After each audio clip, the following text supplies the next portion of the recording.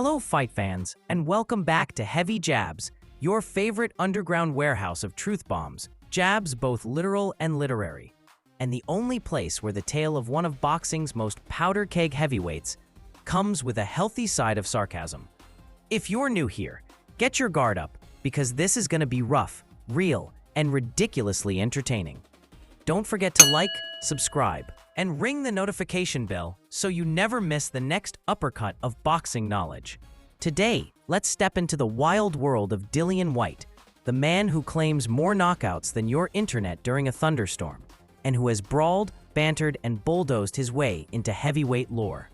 Let's start at the beginning, because every good tale of pugilistic terror deserves an origin story worthy of a minor Marvel villain.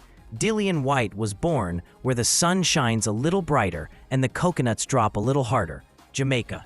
Yes, he's living proof that not every Jamaican grows up dreaming of the 100-meter dash. Some just want to throw hands for a living. Whyte moved to London as a child, his accent making him instantly the most menacing kid in PE class. But his introduction to British life didn't come by sipping tea and discussing the weather. No. It came with plenty of adversity, brawling in the streets, and a steely resolve forged somewhere between watching too many action movies and realizing that British winters are easier to survive if you're too tough to feel the cold. Before he ever laced up boxing gloves professionally, Whyte was already a tornado in combat sports. If you thought he just woke up one day and fancied a punch, think again. He started with kickboxing, quickly becoming Britain's version of a roundhouse-kicking Bigfoot. Rare, a little mysterious, and best avoided in alleyways. He claimed 2 British titles and 1 European title, spending years on top before switching to mixed martial arts for a blink-and-you-miss-it cameo, where he did, in fact, knock out his one and only MMA opponent in mere seconds, just in case anyone was worried he'd take up crocheting instead. His amateur boxing days were bizarre and brief. British boxing authorities, never ones for a good time, frowned on his kickboxing past. In response, Whyte did what any true bulldog would. He skipped the bureaucracy and went pro. Dillian Whyte's professional boxing career began not with a whimper, but with the kind of thunderclap that sends rival managers scrambling for new prospects. Debuting in 2011, Whyte's first opponent barely remembered which way was up, and so began the wrecking ball's slow roll through the ranks. Whyte wasn't content chewing up local opposition. He set his eyes on the top, whether he was ready or not, and sometimes even when he wasn't. That self-belief would become both his greatest asset and the subject of much pub debate across the United Kingdom. Let's fast forward, gloves on. Dillian Whyte has the slightly unhinged distinction of being one of the most active, consistently dangerous heavyweights to never snag a world championship. A fact that must haunt his dreams like a persistent fly. He danced with destiny every time he stepped through the ropes, often out-slugging, out-toughing, and occasionally out-talking opponents, with a mouth that ran hotter than a frying pan. He was interim champion, the people's contender, but the boxing gods kept dangling the shiny world title just out of reach. Yet despite all the politics, conspiracy theories, and, let's be honest, more sanctioning body drama than a reality TV show, Whyte's resume glittered with names that would make lesser men consider golf. You want names? Whyte took on former champions, future champions, and anyone with the temerity to show up. He waged war with Derek Chisora twice, serving up the kind of mayhem that had judges reaching for aspirin and fans cheering for more. Their first showdown was a brawl that broke sound barriers for shouting. The rematch added high kick levels of animosity and saw Whyte produce a walk-off knockout that sent Chisora tumbling like a pack of wobbling bowling pins. These fights weren't just battles. They were careers stuffed into 48 minutes of haymakers and trash talk. Each time, Whyte proved he was made for the camera, the crowd, and the chaos. Whyte's collision with Joseph Parker saw him tumble the former world champion to the canvas and gut out a win, proving that if you survive a late-round scare, Britain will love you forever. Whyte wasn't a slick stylist or a dancing master. He was all thunder with the subtlety of a brick in a pillow fight, and, occasionally, as unpredictable as a toddler at a cake buffet. His slugfest with Lucas Browne ended in graphic fashion. Browne was dispatched so clinically, professional boxers watching at home crossed their own names off Whyte's Christmas card list. Robert Helenius came next, and while the bout was less than thrilling, Whyte's world title hopes grew by the round. But it wasn't all win streaks and witty soundbites. Whyte's career is a testament to resilience, refusing defeat on the long march to the top. His trilogy with Povetkin was a roller coaster of fire and frustration. In their first encounter, Whyte dominated early, only to fall victim to an uppercut so sudden it must have come with a warning label. The rematch? Whyte didn't just win, he erased every memory of the first fight, pummeling Povetkin until there were no more questions, except one. When would Whyte finally get his shot at the top?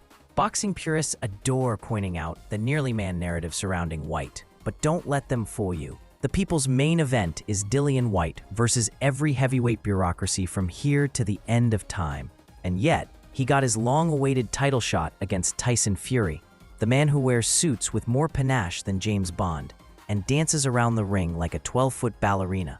It was a massive stage, Wembley Stadium, and the world watched as Whyte brought his sledgehammer fists and relentless willpower against Fury's craft. The outcome wasn't the fairy tale. Fury walked away with the belt, but Whyte left with the world's respect, having given his all among the sport's giants. What sets Whyte apart? Besides a stare that could rust metal and a jab that makes opponents rethink their career choices, he has an uncanny knack for coming back. Adversity for Whyte isn't an obstacle, it's just another day in the gym. Not many fighters have faced as many tough names without a world title to show for it. Not many stick around to keep making history or headlines and never come off as bitter. Whether winning or losing, Whyte is pure entertainment, always ready for the next round, the next quote, and the next unwary challenger thinking this will be their coronation. Newsflash, it rarely goes as planned. Let's talk rivalries. Whyte and Anthony Joshua went way back, squaring off as amateurs when they were just promising lumps on the scenery. Whyte even beat Joshua early on, a fact he'll remind anyone who stands still long enough. But in the pro game, their rematch delivered on every promise of back-alley animosity, with Joshua coming out on top. Still, Whyte's defiance, fighting the best whichever way the wind was blowing, is legendary. Throw in more talk of rematches, possible trilogies, and how many heavyweights can you fight before getting a world title? And you have a man beloved for both his actions and his audacity. His nickname, the Body Snatcher, is more than clever branding. Whyte's hooks to the body are thunderous encyclopedia entries on how to break a man's will. He isn't flashy, but his left hook is a work of art, just more likely to make you wince than wince in appreciation. Fans know when Whyte's in the ring, the drama is guaranteed, and there's a strong chance that whatever you're holding might go flying across the living room. Whyte's achievements, then, are about much more than belts, though let's be real, he's collected enough alphabet strap variants to leave a sanctioned body dizzy. He held the British heavyweight title, the WBC silver, and was WBC interim champion, a belt he carried like a banner through the hardest heavyweight era in recent memory. Each title defense, each fight camp, was like prepping for the next episode of a soap opera whose lead character just won't quit. If you thought all of this was pure ring work, think again. Whyte's story is as much about reinvention as resilience. From overcoming early life adversity, to moving to a different continent, to surviving public setbacks and personal struggles, his career is an ode to the never-say-die spirit. Whyte's journey is like a Rocky movie, with added traffic jams and fewer training montages. Each setback led to a comeback. Each comeback raised the stakes. And yet, after all this, Whyte might be best remembered for refusing to play pitiful. He took risks, fought everyone, sometimes twice, and made headlines long after other prospects faded away. His career, both triumph and trial, is a masterclass in the art of staying relevant when the world keeps changing direction. Whyte will be remembered by fans not just for a punch, but for the refusal to be sidelined by politics, for making the heavyweight division a little bit louder and a lot more fun. He's still lurking, snarling, a perennial threat, and probably dreaming up his next soundbite, or left hook, or both. So as we wait for the next bombshell in the unpredictable soap opera that is heavyweight boxing, remember to keep an eye on Dillian Whyte. The man was never just a contender. He's the reason the spotlight keeps coming back, searching for the next big moment, never quite knowing if the body snatcher's left hook is lurking just around the corner.